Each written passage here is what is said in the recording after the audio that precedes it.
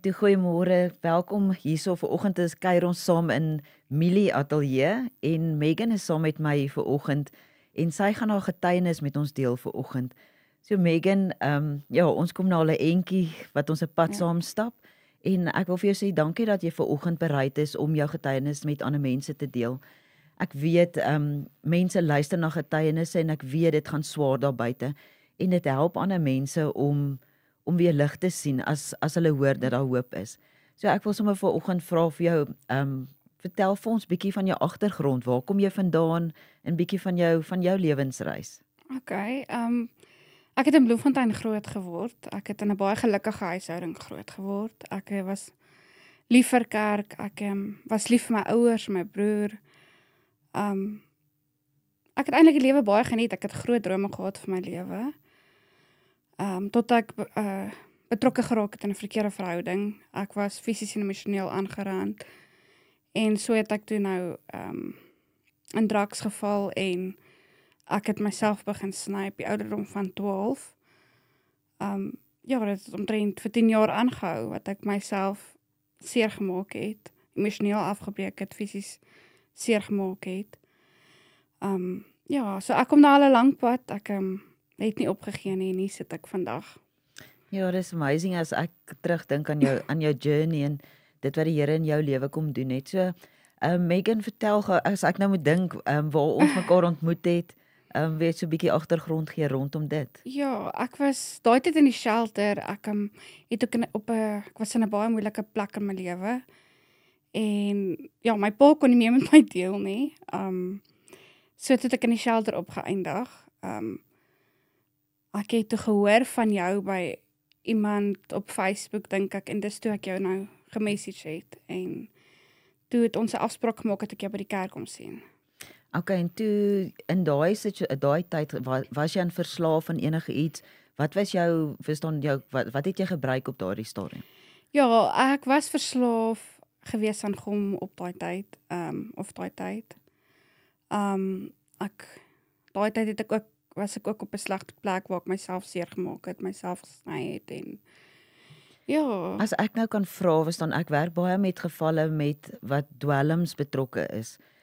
Gom is half, mens dink as jy dink aan gom, dan dink jy dis die kindertjies op straat. Ja. Hoe het dit gebeur dat jy met gom, jy weet, aan gom verslaaf geraak het? My heel eerste verhouding, wat ek 4,5 jaar in was, het my ex dit aan my voorgestel en gesê ons kan gebruik vir fun en ek het toe nou ook geraak op die goed. Ek het ook gevoel dat my verhouding daai tyd was baie sleg soos ek gemention het en dis toe ek nou dieper in die gat van verslawing geval het. Okay, so en ekskuus ek jou vra, maar watse gom is dit is dit enige gom, is dit waar kry jy die gom, is dit beskikbaar? Ja, jy kry dit net by enige soos Pakistan winkels. Jy kry dit nie sommer enige winkel nie. Ek het soos regtig gevoel soos ek op die straat hoor toe ek hom gebruik het. En almal dink is actually 'n grap, dis 'n bysie prit wat jy sny, maar dit is nie. Ek het nooit besef hoe gevaarlik daai goed eintlik is nie. Ek dink nie daar's so baie mense wat op dit is nie, maar Wat is, as ek mag vra, wat is die gevoel wat dit skep? Verstaan, dit is vir my 'n vreemde konsep. So, en ek dink vir die mense daar buite ook, verstaan, om te verstaan wat laat mense so iets doen. Shoot, die gevoel wat dit my gegee het was goed geweest. It was amazing. Ek was baie, dit het my vrees vir die lewe weggevat. Ek kon doen net wat ek wil. Dit het my laat uitzoun. Dis baie moeilik om te verduidelik, maar soos ek sou byvoorbeeld loop, ek onthou die een keer, het ek hom gesnyf, en ek was winkel toe vir my ma, en ek het daar gemessage, ek raak verdwaald, ek weet nie waar ek is nie. So het hulle die hele dag na my gesoek, ek word wakker in 'n parkie waar die polisie my kom kry, saam my ma se boyfriend daai tyd. So mens besef nie regtig wat aan jou doen nie. Ek meen, daar kon iets met my gebeur het, maar daar het nie, maar daar's eintlik baie groot gevolge. En wat het jou laat besef, verstaan jy het hulp nodig? So, dit het my hele lewe ruïneer, om hom te gebruik. Dit het my verhouding met my ouers opgeneek. Ja, dit het alles verwoes in my lewe. Maar dit het even veroorsaak dat ek in 2019 na my ma se dood probeer selfmoord pleeg het, waar ek van die tweede vloer probeer afspring het, en ek het te laat besef ek wil wat ek doen, en ek het toe geskree vir die hulp, dat iemand my kom help. Soos hulle my probeer help het hulle my seergemaak onder my arm, en ek het vir hulle gesê, laat gaan my net, en dis toe ek val op die grond, en ja, dit was baie erg geweest, my long het plat geval, en ek moes 'n operasie kry my been, een been, waarvan ek al twee gebreek het, so, ja, gom is, soos enig ander draak, dit verwoes jou lewe, jy's nooit meer dieselfde daarna nie. Ek onthou, jy die laaste tyd het jy baie gesukkel met die penne in jou bene. Ek weet daar was penne in gewees. Ja. En jy was nou hospitaal toe hulle dit uitgehaal. So daai journey is ook, of daai tyd is ook nou verby. So hoe gaan dit met jou gesondheid? Dit gaan actually baie goed met my gesondheid. Van die penne uit is dit vir my bietjie beter. Ek sukkel maar nog elke dag. Ek dink ek gaan nog maar altyd sukkel met my bene, veral na die val. Wat het jy jou been gebreek of? Ja, ek het my linkerbeen gebreek. Soos ek dink hy die hardste ou gevat in die eerste geland op hom, dink ek, en dis toe my been deur my vel skiet.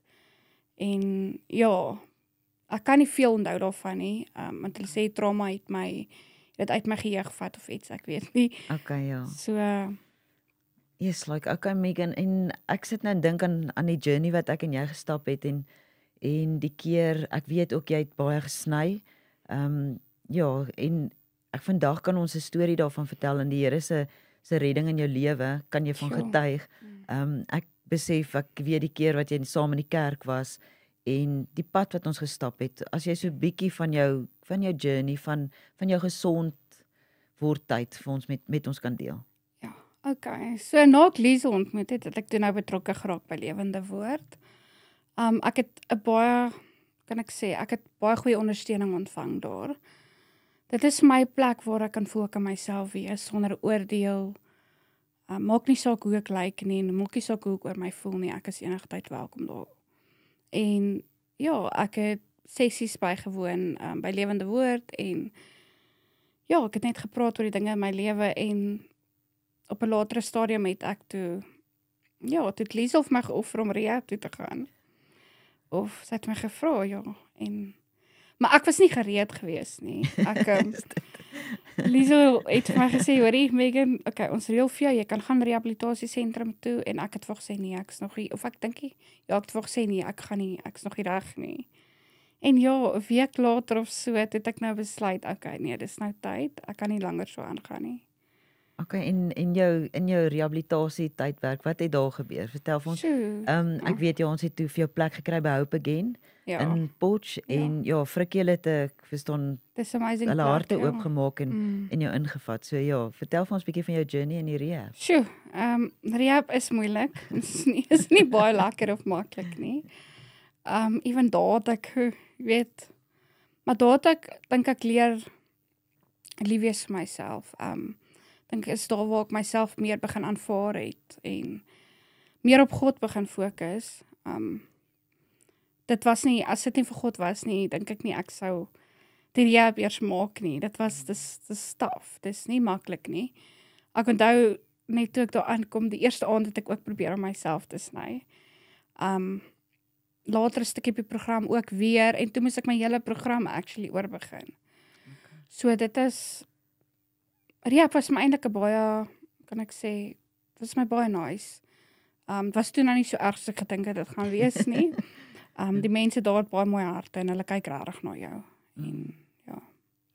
En ek besef jy die Here aangeneem in die rehab. Ja. En jy is toe gedoop ook in die rehab. Ja. Okay, en toe hoe lank was jy in die rehab gewees? Jessie, ek was veronderstel omtrent 9 maande, maar ek was 6 maande daar gewees. Okay. Ja. Okay, en toe jy uitkom uit die rehab uit, want ek weet altyd as ek met mense werk, en ek sê mos as ek my kinders, as hulle by die rehab is, dan voel dit vir my dis waar hulle veilig is en kan hulle nie maar daar bly nie.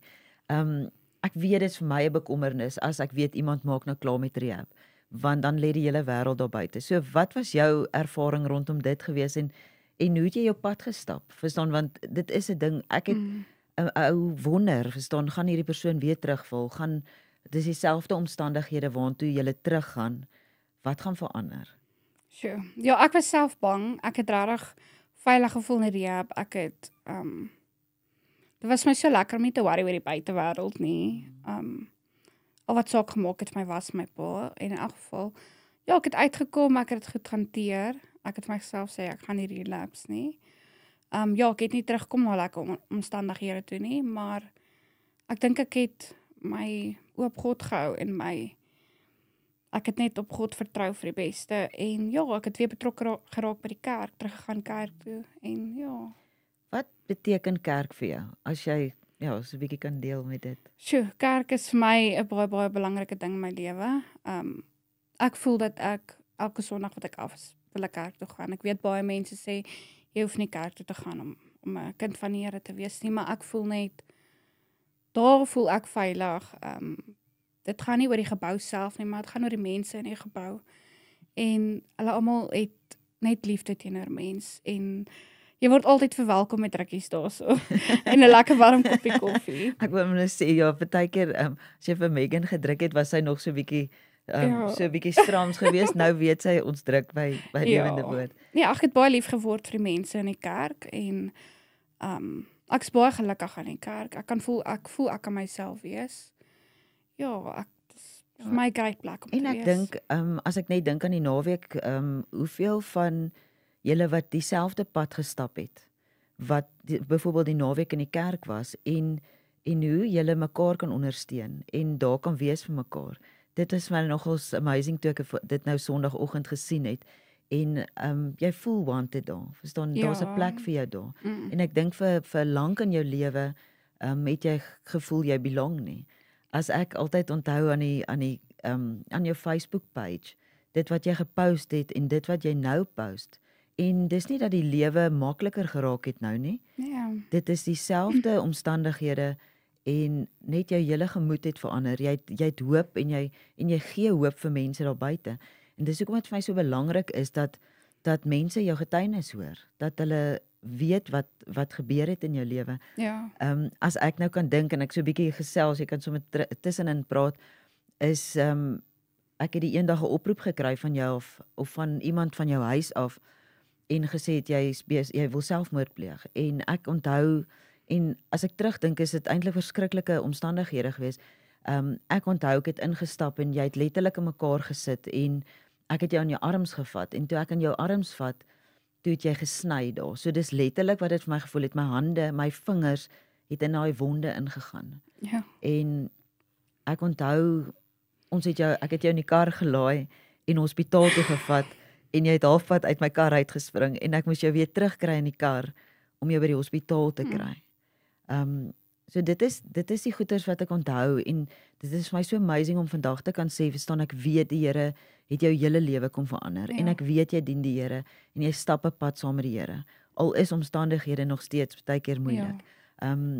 Die laaste tyd het jy werk gekry toe jy teruggekom het en ek dink dis 'n groot ding as mens uit die rehab uitkom is om weer te gaan sit en niks doen nie. Ja. En om jouself besig te hou. En ja, die Here het vir jou deure oopgemaak en jy het 'n werk vandag en dit gaan goed met jou. Ja. Ja, so dit is vir my amazing net om deel van daai journey te kan wees. Want ek kan net sê dankie vir die Here dat hy nooit opgegee het op my nie. Die eerste keer toe ek probeer selfmoord pleeg het of een van die kere net nog my ma oorlede is. Ek het baie haat teenoor myself gehad. Oor wat my ma gedoen het en my lewe was self nie reg nie, so my ma het my half afgeskryf en ja, net 'n maand na sy oorlede is, het ek mos nou probeer selfmoord pleeg en ek het besef in die hospitaal. Ek was 3 weke in 'n koma gewees, so dit het vir my, toe ek daar wakker word, is ek net van, die Here leef actually. Die Here is eintlik daar en ons besef dit nie altyd nie, maar die Here is daar. Hy loop elke tree saam met jou en hy is lief vir jou. Hy sal 99 van sy skape agterlos net om jou te gaan soek. En die ander 99 skape is ook belangrik vir die Here, maar hy sal enigiets doen om jou te gaan soek en om jou te red en om jou lief te hê. So ja, moet nooit hoop opgee nie. Daar is altyd hoop. Maak nie saak hoe sleg dinge nou lyk nie. Daar wag 'n beter môre vir jou. Ja. Amen. Ja, dankie Megan. Ek waardeer dit en ek bless jou pad wat die Here met jou stap en dat jy 'n inspraak in ander mense se lewens sal hê, dat jy 'n boldness sal hê om jou storie te kan vertel en dit wat die Here in jou lewe kom doen het. Dankie vir jou tyd saam. Baie dankie Liesel, ek waardeer. Dankie hoor. Dankie. Bye.